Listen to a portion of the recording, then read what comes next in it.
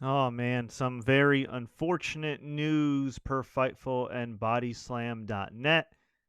Chad Gable, aka El Grande Americano, the current WWE Speed Champion, is injured. He has been sidelined with an injury per Bodyslam.net. He's been written off TV for the time being. And according to PWinsider, Chad Gable is reportedly slated for surgery in early July. And not so surprisingly, his good friend El Grande Americano will also be on the sidelines for quite some time. And that's very unfortunate to hear because I really feel like Chad Gable has been hitting his stride lately. He's been a great wrestler for many, many, many years. I mean, we're talking going back to his days in NXT with Jason Jordan, even before then.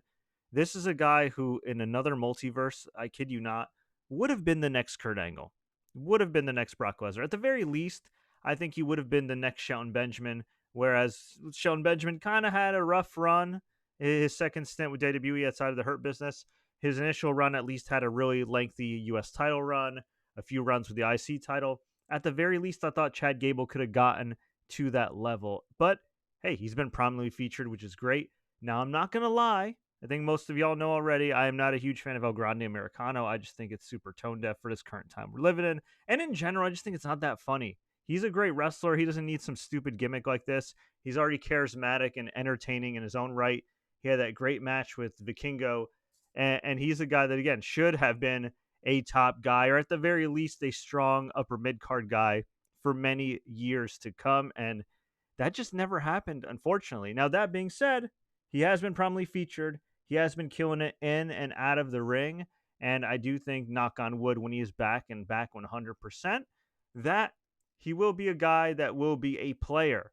Will he ever get to the point where he's a top guy like he should have been many years ago?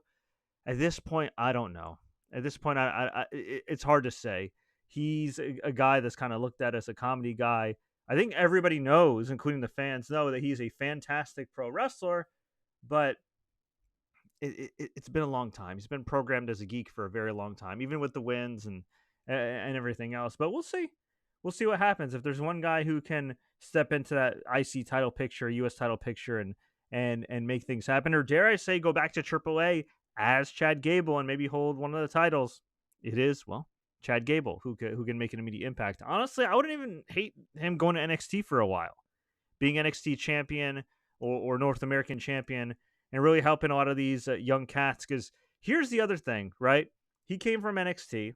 He's a former Olympian, and he is a guy who, again, should have been a main eventer at some point in his career. And you look at the list of men in NXT, and okay, outside of like Obafemi, Trick Williams, a handful of others, historically, especially in recent history, the men's side of NXT, the NXT men's prospects have not been that great, have not looked that good.